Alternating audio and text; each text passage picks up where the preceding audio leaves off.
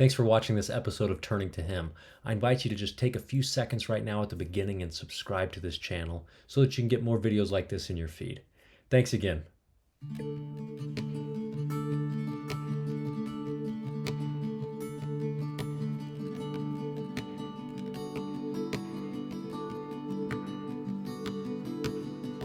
Hello, everybody. Thanks for turning in. That's the first time I've ever messed up an intro like that. Man, we're 10 seconds into this.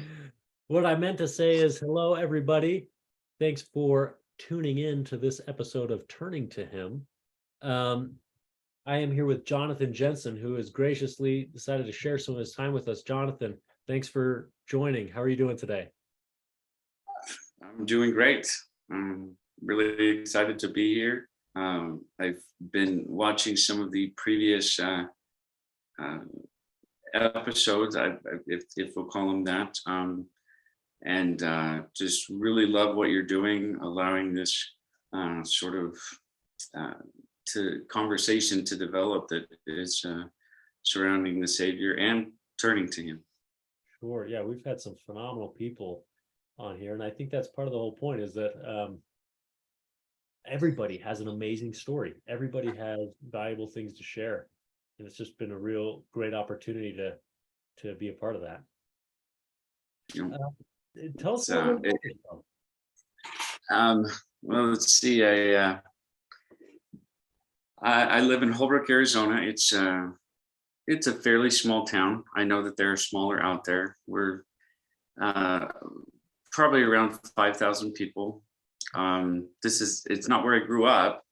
I grew up in Mesa, Arizona, which back in the 80s and 90s, and probably even still today, was kind of like a mini Provo, just in Arizona.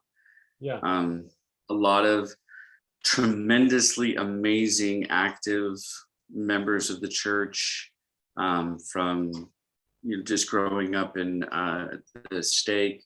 I think Kemp Nickel, is a friend of mine. He's the Declare My Word account.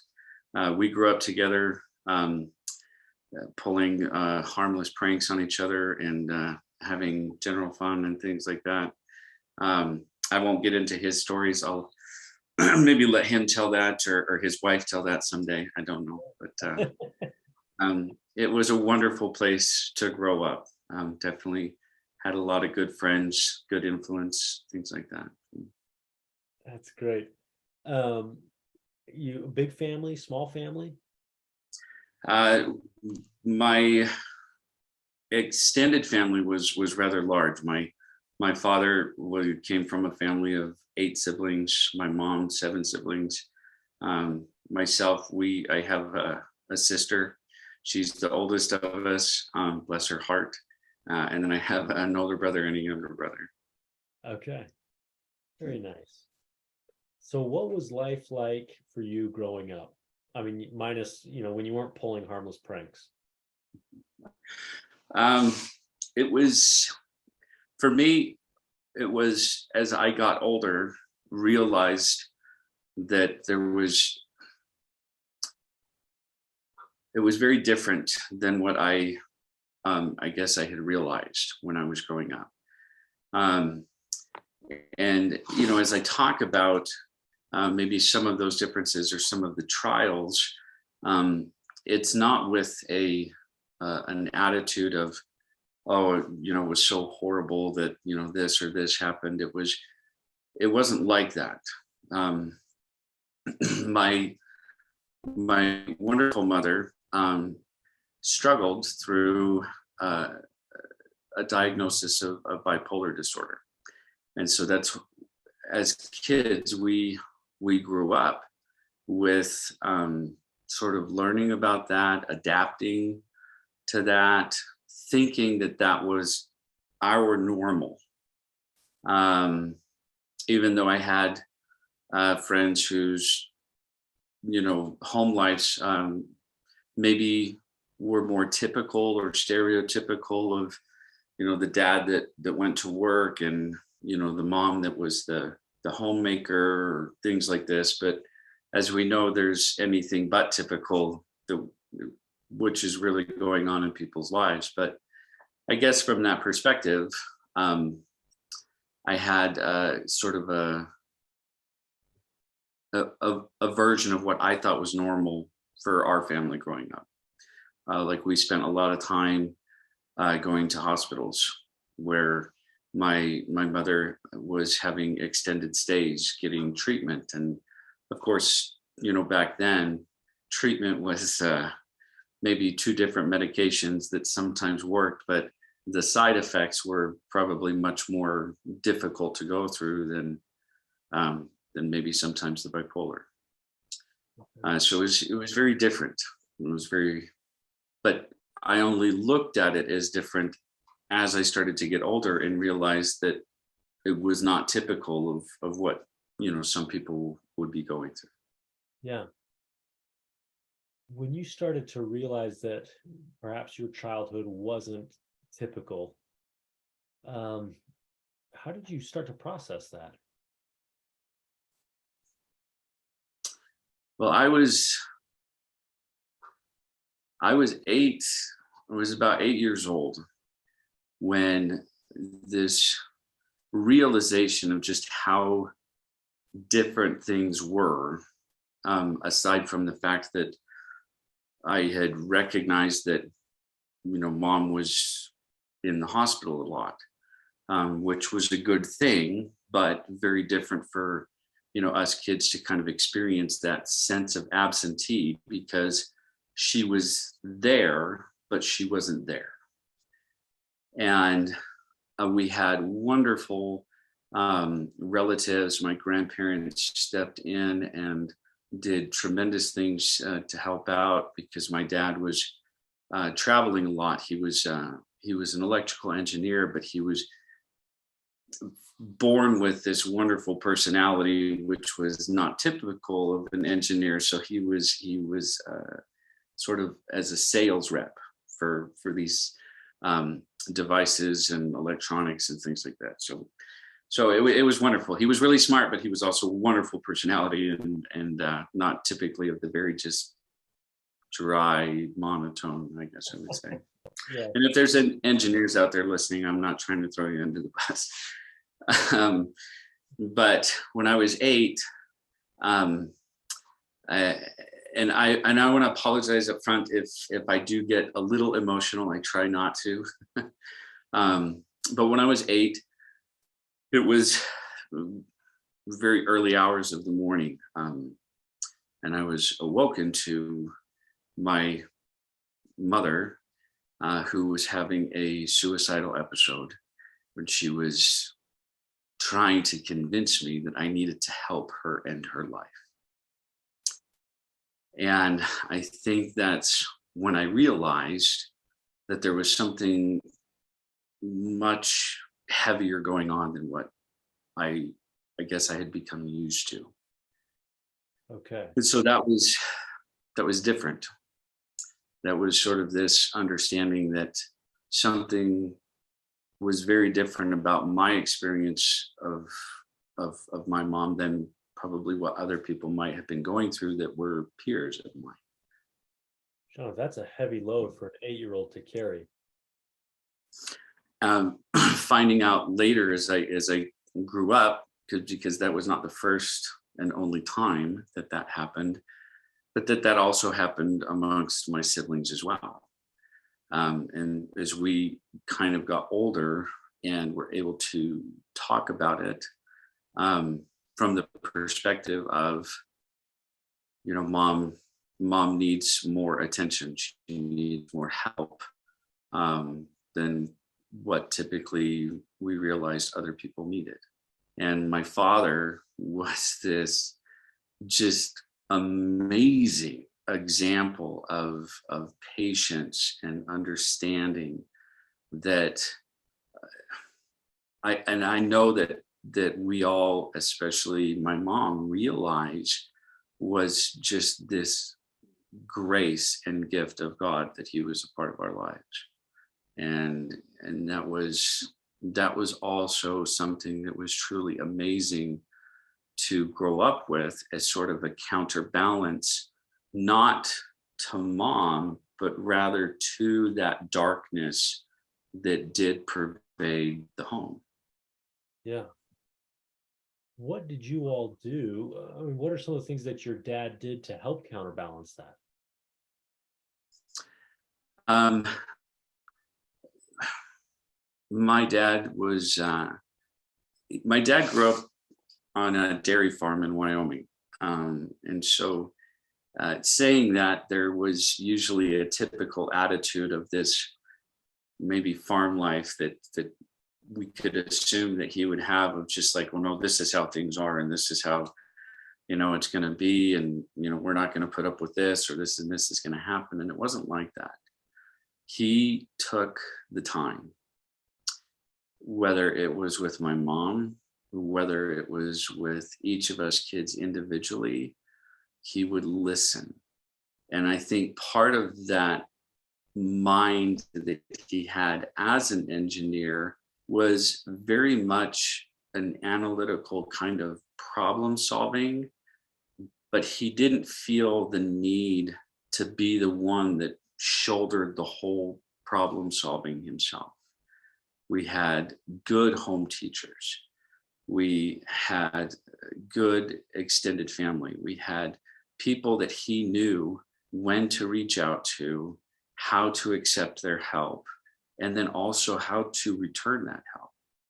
And I think one of the things that I noticed, and that many of my siblings would probably say as well, is that we would catch him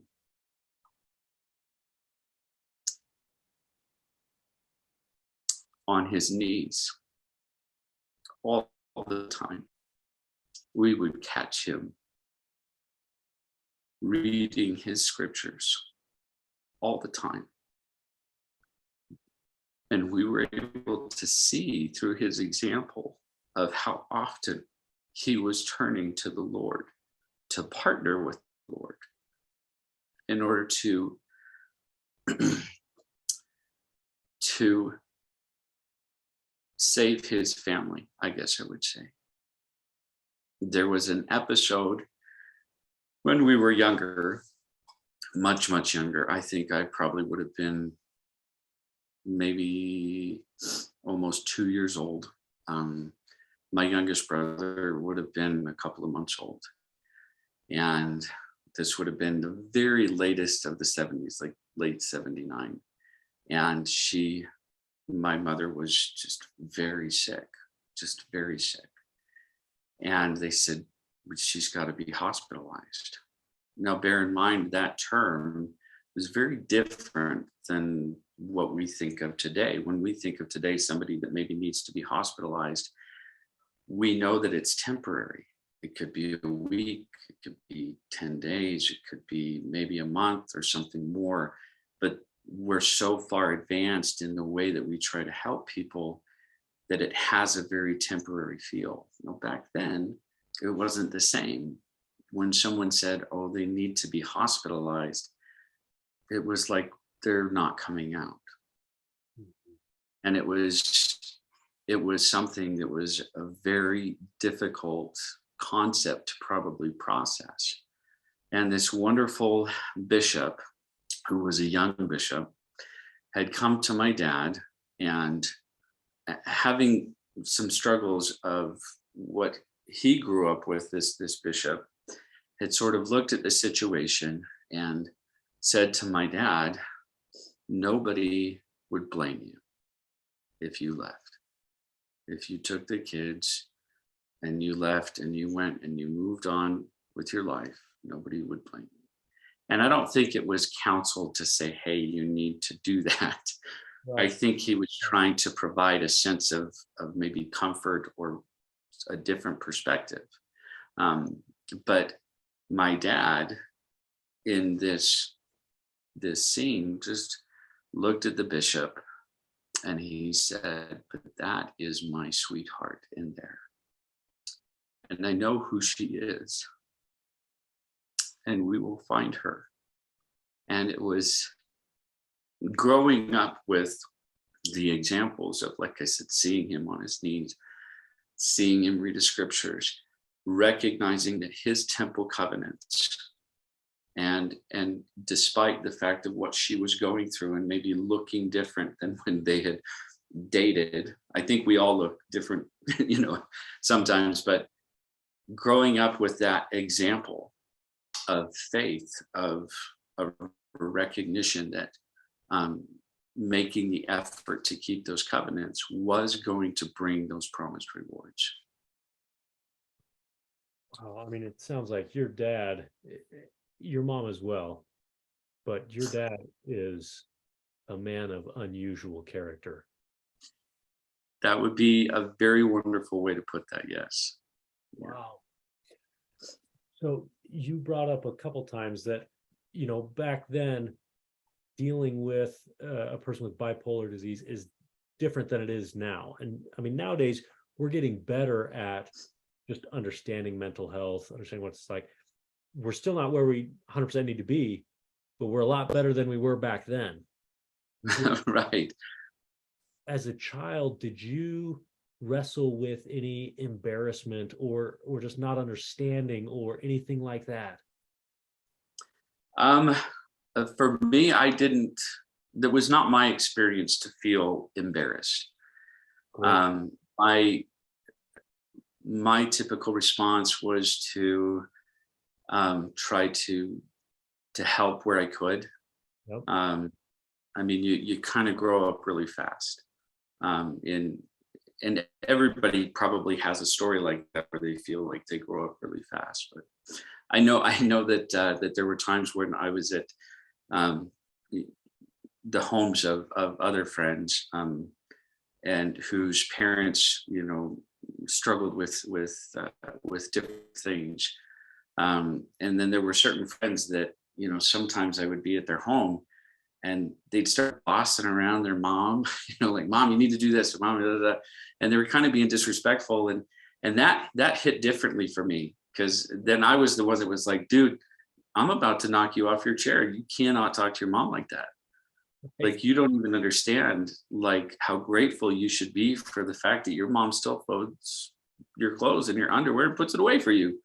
Yeah. Like, you need to be more grateful. And I mean, that was kind of my response. And I'm not saying that all my friends had those, kinds of situations, but there were times where I was just like, no, that's not okay. Yeah. And I think that was because in a lot of ways, like I mentioned, that my dad was kind of this hero for our story, but at the same time, so was my mom. I mean, she was this, almost literal genius. I mean, her mind was so gifted in so many ways, and she was this person that, when she started to come to herself, so to speak, and recognize, the contrast of what was going on, she said, "Okay, I'm going to take control of this."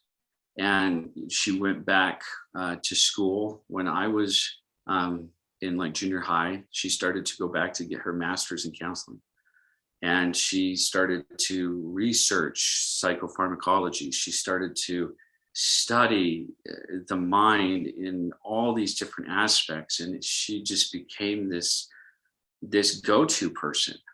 And all of a sudden, people could probably say, "Oh, she was, never going to get better," or all these different things, or they saw her at her worst. But then all of a sudden, she was this go-to person for all these people who had children that were struggling from whether it was substance abuse or other hallmarks of mental illness and stuff. It was like, "Well, you need to call Sister Jensen. She can help." And that's who she became. And I'm sure that, maybe even if there's people that listen to this and they're like, "Oh yeah, that's John's mom, or that's Sister Jensen." That's so, they know, because she became assertive. She put in the effort. She was seeking the Lord just as much. She was doing those things to help what the Lord's efforts were become like those active ingredients to help her get better. And there was, still ups and downs, but she understood who she was. And I think that also came from the example of her parents, which my grandparents being really good people. Isn't that amazing that the Lord gives us all custom leaven? And I mean the good biblical leaven, not the bad leaven, but gives us all something, and we can decide if we are going to be passengers in the boat, or if we can take control of it with the Lord's help. I love at the beginning you said that your father partnered with God on this. So certainly all of us need to part. I mean, none of us are in control, but I think you know what I mean. Like, Right. saying, okay, this is the hand that I've been dealt, and to the best of my faculty, I'm going to make the best out of this. And I'm not just going to make the best out of it. Your mom grew it. I mean, she thrived. She became a resource for others. Said, okay, if this is where I'm at, then doggone it, I'm going to make the very best of it, and I'm going to help other people do it. I'm going to build the kingdom however I can build it. Right. And the contributions that she's had, even from the smallest, you could even talk to Kemp about this, and he even, could tell stories about the kind of person that she is. When I was in junior high, I was at one junior high, and then I had my mom teaching at the rival junior high, with kids from the same age group that I went to high school with, and they're like, "Oh yeah, I had your mom for English," and they loved her though, because she was just really amazing, and she was doing that while she was working on her master's, but I think that there's just this way of recognizing the hand of the Lord, and typically we see that in our own experiences. And I say that because how do I? So my experience as I grew up, and as I went on my mission, I started to develop the hallmarks of bipolar disorder. Okay. And it was something that I never ever expected.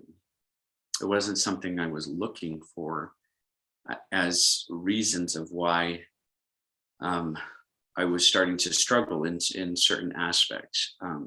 I had started to interpret it as that I wasn't doing enough, or that I wasn't a good enough missionary, or that the level of discomfort that started to become a part of my days as towards the close of my mission became so difficult, and in a way I improperly associated that somehow that had to do with some sort of disappointment that God had in me or something. Mm-hmm. And I say that out loud, right, because that's something that I have heard from other people who have served missions, that there's that association. And I'm here to say that is satanic. It's a very demonic twist on something that the Lord would never, ever say to his missionaries, never, ever say to his children, "I'm so disappointed in you, and that's why you're feeling this discomfort." It's not. Yeah. And I think that is important, given how important the work of missionary work is for missionaries, or people even preparing to go, to understand God is not punishing them. God is not disappointed in them, but trying to help, as President Nelson has encouraged us to understand the character of God, is to understand how loving and a compassionate Father he is. Yeah. I think the Lord always invites us and lifts us, always invites us to do better, to improve, but he doesn't encourage improvement by shame or embarrassment or things like that. He's always lifting, always inviting and bringing closer to him, never pushing away. And so, yeah, I Right. agree. Whether we're feeling those things on a mission or as a parent or as a kid in high school or junior high struggling, well, we got to recognize where that motivation is coming from. And if Right. the end roots of that motivation is, I want to go and hide in a hole, okay, that's not from God. If it's, I want to be a better person and I want to be closer to God, okay, that's divine lift. That's good. Right. Okay, And so go ahead. oh no, well, I was going to say, and like, these stories that we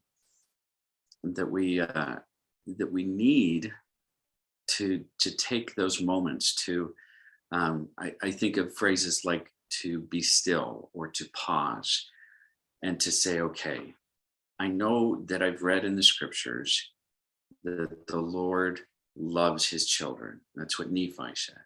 I know the way Joseph Smith taught about the character of God. So if I'm feeling discomfort, if I'm feeling miserable, if I'm feeling those things, then I know in my mind that even though I might not feel it, that is not connected with God. You know how you have that weather app on your phone where it says, oh, hey, it's 26 degrees outside. And then there's the thing that says it actually feels like 1 degree.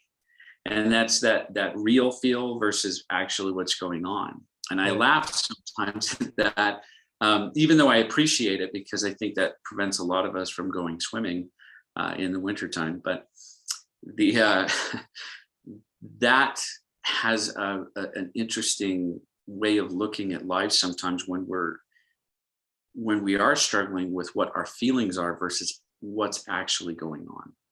Yeah.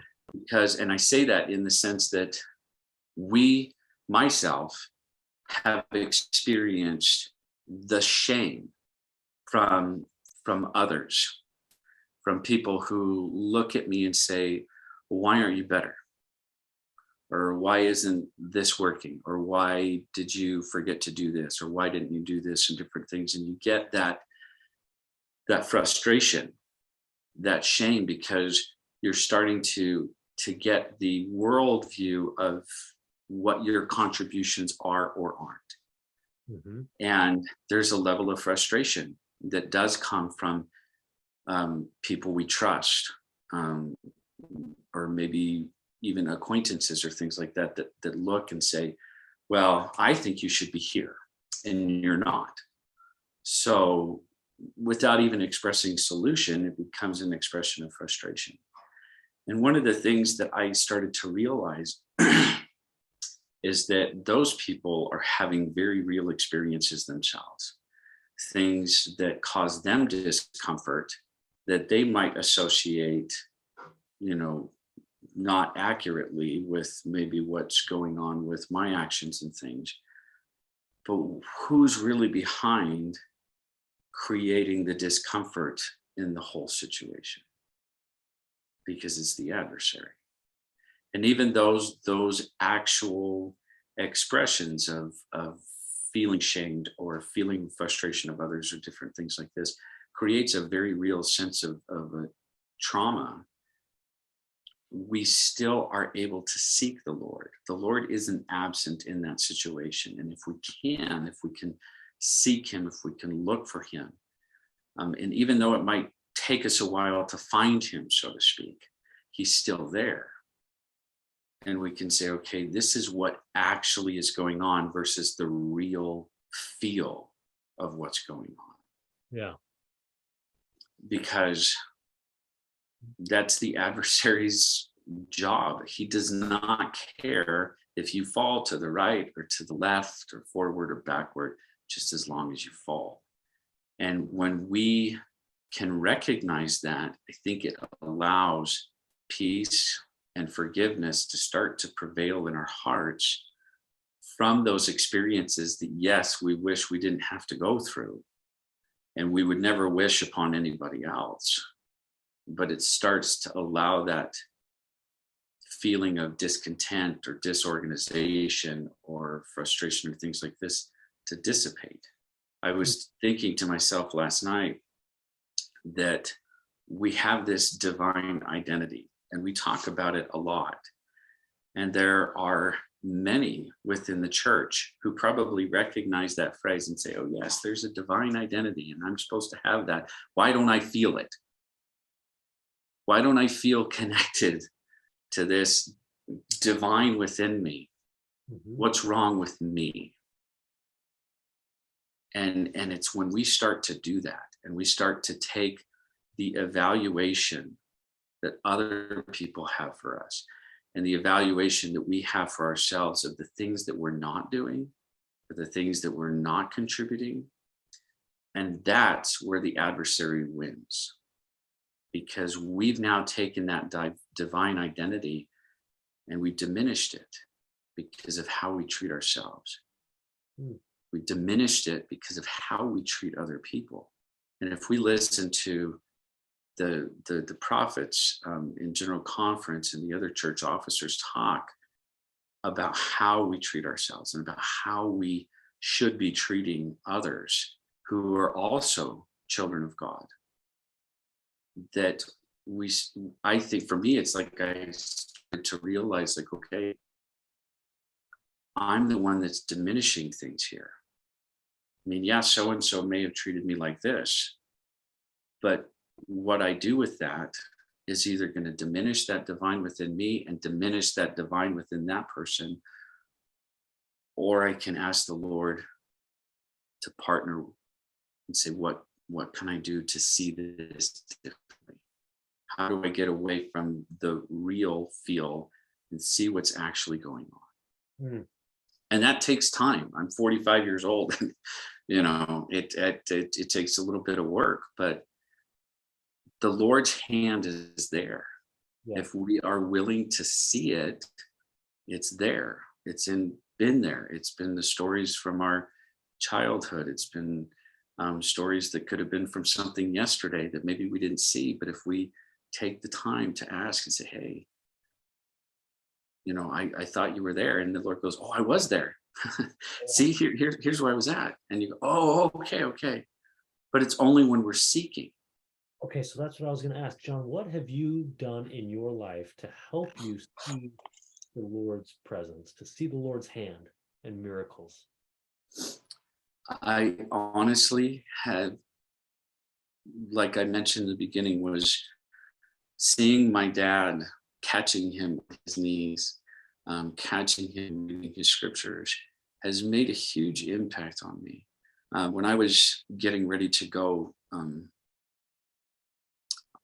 on my mission, I had loved participating in seminary. I loved participating in, those Aaronic priesthood ordinances. I really enjoyed that. And I had an institute teacher that was also a seminary teacher when I was in high school. And he had gone from the seminary to being an institute teacher. And I took an institute class for him before my mission. And for the first time that I was able to recognize, he taught us about that promise in Moroni, about reading the Book of Mormon, of seeing God's interaction with his children, really sincerely praying about it. And I remember when he was going over that, I didn't quite have my mission call yet, but I just remember going, wait, that's in there? almost like I was like, well, where was I at in seminary what's going on right now? But I remember thinking about that for weeks and weeks and weeks, and really trying to understand how that was there before, and it was, how it wasn't there before and now it was, and that kind of thing. And so I took that challenge, and I took it very seriously. And it was funny because on the night that I was able to receive that witness that the Book of Mormon was the Word of God, it changed everything about my nature. It changed my heart, and it was in a way that I didn't know could happen.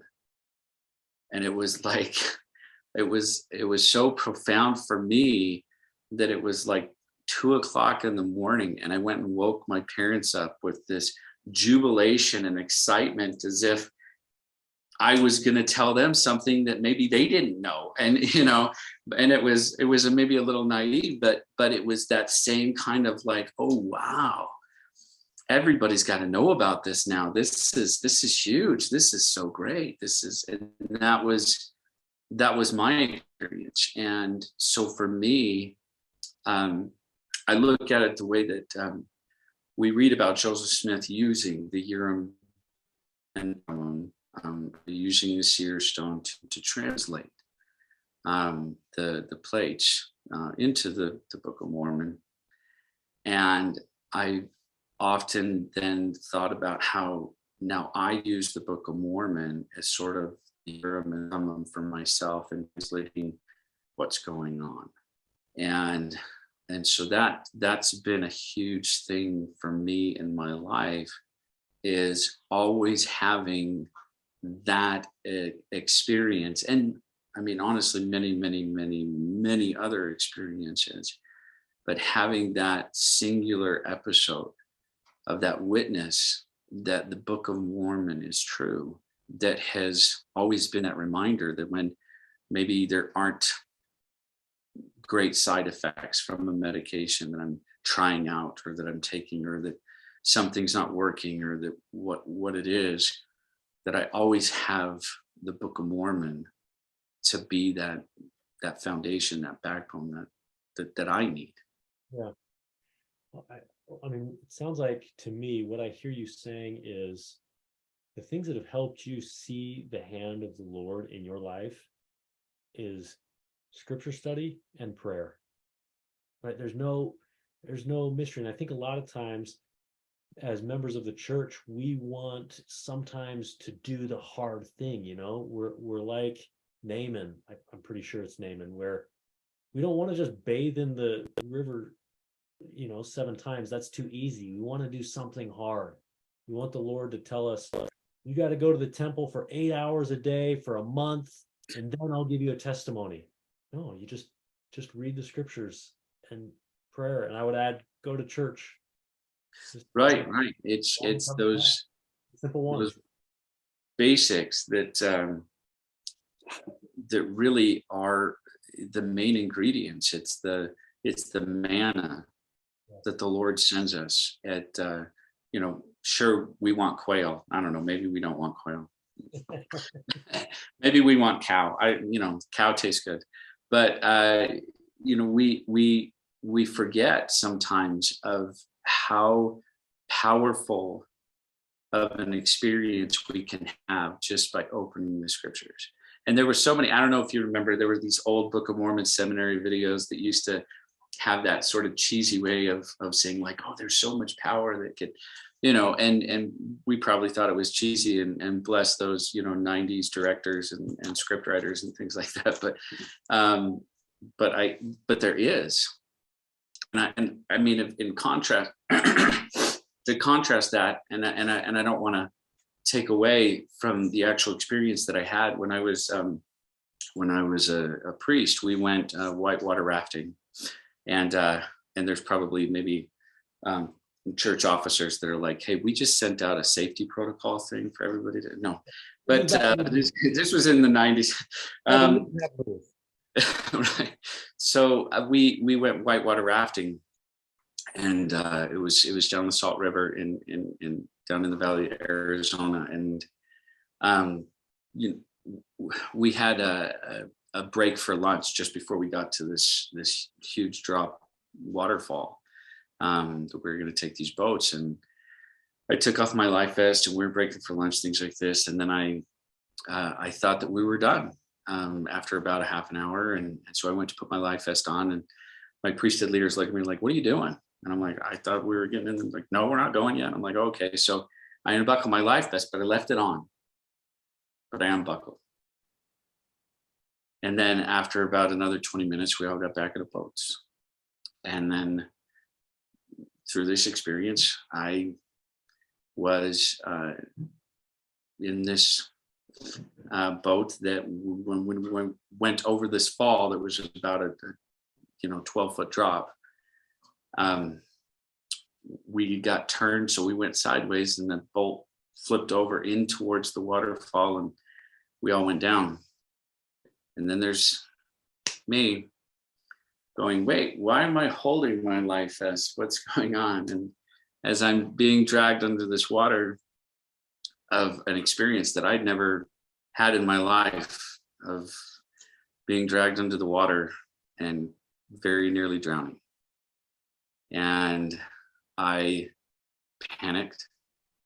So I kind of let all that air out, and I literally saw this blackness, and I just thought, well, I didn't think this was when I was going to die.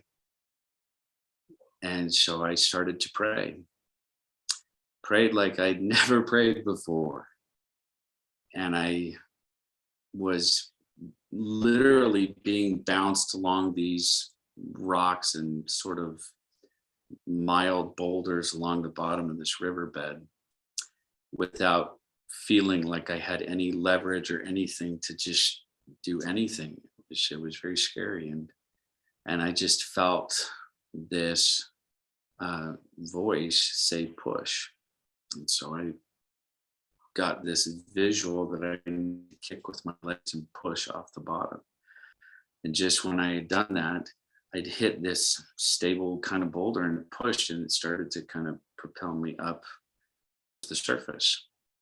And I literally saw the break where there was the water that was dark and then the water that was like white, I guess. I don't know. Okay. And I broke the surface and I went like this. And then one of my best friends rolled over the top of me and down. I was like, really? But so I kind of had that similar experience again. But only this time I knew that I was going to answer my prayer because he'd just done it. And so I prayed again, and I waited, and I heard that, or felt that voice push, boom, and then I propelled up to the surface. And then I look off in the distance, and there's these other boats that were waiting, my priesthood leaders and stuff like this. Like, what are you doing? Why isn't your vest on? I'm like, oh, thanks, guys. Okay, that's great.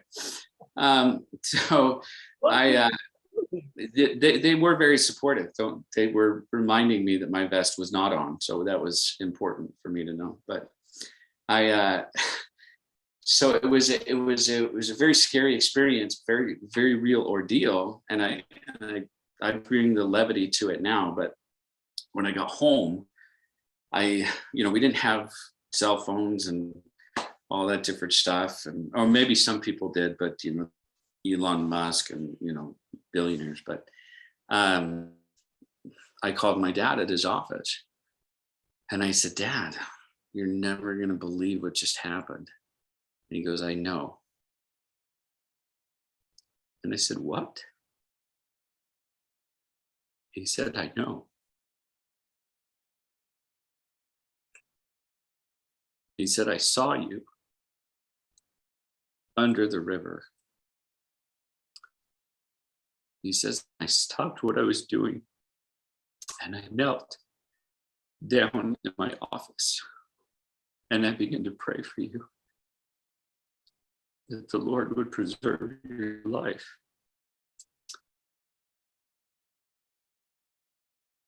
And for me, I was just blown away, because the gospel had a reality to it, even though I was a teenager. But there was something about that exchange with my dad, that there was a very tangible, real recognition that the Lord was very aware of not only who I was, but of answering the prayers of my dad. And it's